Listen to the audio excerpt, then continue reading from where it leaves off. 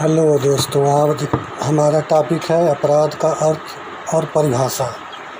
पहले हम अपराध शब्द का अर्थ समझते हैं। अपराध शब्द अंग्रेजी के क्राइम शब्द का हिंदी अनुवाद है। अंग्रेजी का क्राइम शब्द लैटिन भाषा के क्रिमेन शब्द से बना है, जिसका अर्थ होता है बिलगाव, अर्थात कोई किसी व्यक्ति द्वारा किया गया ऐसा कार्य जो उस व्यक्ति को समाज से बिलगाव उत्पन्न करता हो अथवा जिसे समाज स्वीकार नहीं करता है। दोस्तों, ये तो रहा अपराध शब्द का अर्थ। अब हम इसकी परिभाषा देखते हैं। अपराध को विभिन्न विधिशास्त्रियों द्वारा परिभाषित करने का प्रयास किया गया है। बेंथम के अनुसार अपराध वह है जिसे विधिज्ञ ने अच्छे या बुरे कारणों से निषिद्ध कर दिया है। यदि उपयोगिता के नियमों के अनुसार सर्वश्रेष्ठ संभावित विधि के अन्वेषण के लिए प्रश्न सैद्धांतिक शोध से संबंधित है, तब ऐसे कार्यों को जो किसी बुराई के कारण अथवा उसे उत्पन्न करने की संभावना के कारण निषिद्ध किए जाने चाहिए, हम उन्हें अपराध कह सकते हैं। दोस्तों, बेंथम एक सुविख्यात विधिशास्त्री हैं। डी जूरे बेली एक पैसिस इनकी विख्यात कृति है और बेंथम को उपयोगितावाद का जनक माना जाता है। बेंथम इस परिभाषा की कमजोरी ये है कि अपराध को सिर्फ बुराई के रूप में देखते हैं, लेकिन दोस्तों हर अपराध में बुराई होना आवश्यक नहीं है, क्योंकि एक व्यक्ति है किसी भूखे बच्चे को रोटी देने के लिए अगर चुरा कर देता है तो उसका कार्य बुरा नहीं है, लेकिन वो चोरी का अपराध करता है, इसलिए इस परिभाषा को सही नहीं माना जा सकता है। अब आता है ब्लैक स्टोन की परिभाषा। निषिद्ध या समादेशित करने वाली सार्वजनिक विधि के अतिक्रमण के रूप में किया गया कार्य। देशों की संहिताओं में अपराध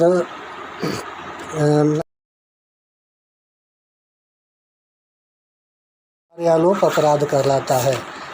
दोस्तों, ब्लैक स्टोन ने अपराध को सिर्फ सार्वजनिक नैतिकता को अपराध नहीं माना जाता है, और कहीं किसी अपराध में नैतिकता न हो भी तो भी उसे अपराध माना जाता है। जैसे राजद्रोह के अपराध में नैतिकता नहीं होती है, लेकिन राजद्रोह एक गंभीर अपराध माना जाता है। और कई देशों में जारता जैसा अनैतिक कृत्य को भी अपराध की श्रेणी में नहीं रखा जाता है। और एक उदाहरण ले सकते हैं। मान लीजिए एक बच्चा है, भूख से तड़प रहा है, कोई व्यक्ति अगर उसे भोजन नहीं देता है तो ये अनैतिकता है, लेकिन उस व्यक्ति का ये कार्य अपराध नहीं माना जा सकता है। अतः स्टीफन की परिभाषा भी अपराध को पूरी तरह परिभाषित नहीं करती है। अब हम देखते हैं ऑस्टिन की परिभाषा। ऑस्टिन के अनुसार अपकार जिसमें पैरवी क्षतिग्रस्त पक्ष या उसके प्रतिनिधियों के स्वविवेक पर की जाती है, व्यवहारिक प्रकृति है। एक अपकार जिसकी पैरवी शासन या उसके अधीनस्थ व्यक्तियों द्वारा किया जाता है, अपराध कहलाता है। इन्हीं के तरह एक और परिभाषा है कीटन के अनुसार अपराध कोई भी अवांछनीय कार्य है जिसे राज्य दंड आरोपित करने के लिए कार्यवाही आरंभ कर सबसे उपयुक्त ढंग से परिशुद्ध करता है, न कि क्षतिग्रस्त व्यक्ति के स्वविवेक पर उपचार छोड़ देता है। दोस्तों, ये दोनों परिभाषाएं एक समान है, इसकी आलोचना हम कर रहे हैं। आज के आधुनिक युग में अपराध व्यक्ति के विरुद्ध न होकर के राज्य के विरुद्ध माना जाता है। तो संभवतः हर आपराधिक मामलों में राज्य द्वारा प्रक्रिया प्रारंभ की जाती है, लेकिन कई ऐसे अपराध हैं जिनमें राज्य द्वारा अपने आप से आपराधिक प्रक्रिया आरंभ नहीं की जा सकती है जब तक संबंधित व्यक्ति द्वारा सूचना नहीं दी जाती है। जैसे भारतीय दंड संहिता की धारा 497। तो इस तरह हम देखते हैं कि ये परिभाषा भी अपराध को परिभाषित नहीं करती है। अब हम देखते हैं केनी की परिभाषा। केनी के अनुसार अपराध एक ऐसा कार्य है जो दंडात्मक होता है, जो किसी सामान्य व्यक्ति द्वारा क्षम्य नहीं है। यदि वह क्षम्य है तो केवल सम्राट द्वारा। दोस्तों, इनकी परिभाषा भी सटीक नहीं है, क्योंकि कुछ अपराध ऐसे होते हैं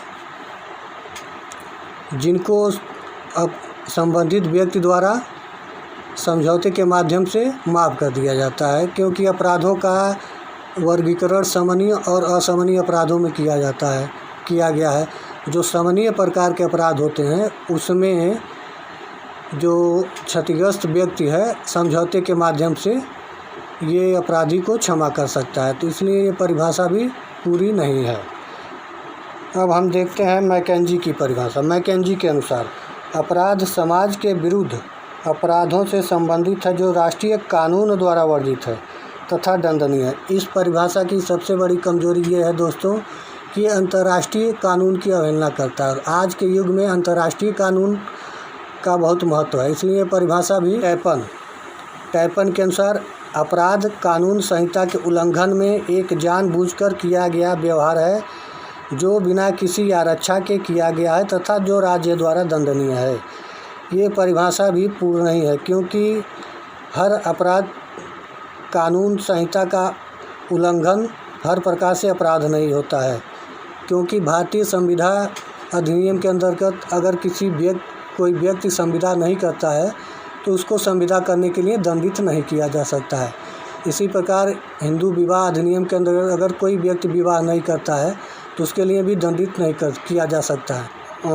द्वारा विभिन्न विद्वानों ने अपराध की परिभाषा करने का प्रयास किया है, लेकिन कोई भी परिभाषा पूरी तरह अपराध को परिभाषित नहीं कर सकती है, क्योंकि समय स्थान के अनुसार अपराध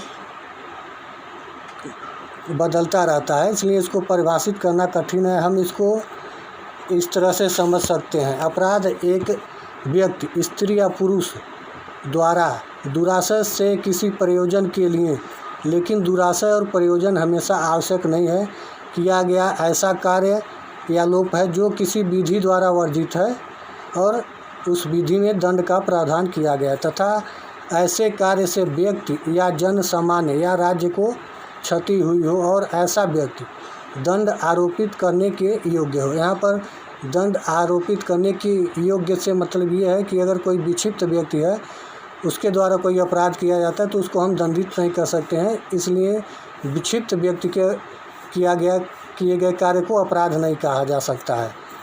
दोस्तों, इसको हम गणित के माध्यम से हम इस तरह व्यक्त कर सकते हैं, व्यक्ति प्लस दुराशय प्लस प्रयोजन प्लस कार्य प्लस क्षति बराबर अपराध। तो इस तरह हम देखते हैं कि अपराध क्या है। दोस्तों, आज के लिए धन्यवाद। अगर हमारे साथ पूरी आईपीसी पढ़नी हो तो चैनल को सब्सक्राइब ज़रूर कर लीजिएगा।